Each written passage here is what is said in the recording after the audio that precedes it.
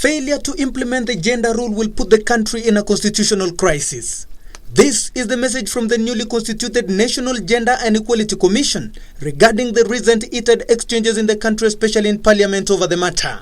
It is important that we all appreciate that the Constitution is the supreme law and therefore we must respect it. We don't allow the pendulum to swing too far either ways. We will be firm in our resolve to serve the people of Kenya, to protect their sovereignty, because that is our assignment. The Commission's chairperson, Winfred Lichuma, has warned that they will ensure the country will not swear into office the next parliament if gender rule is not respected. We are watching.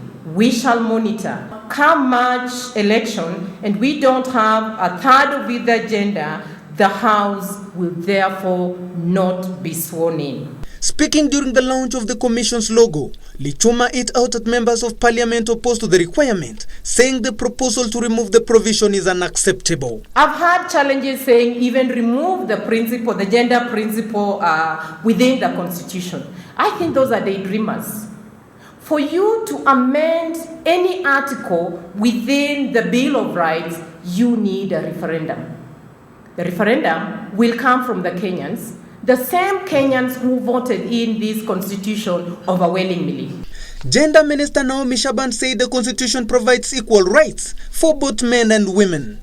It's one of the chapters in the constitution that we cannot change at whim.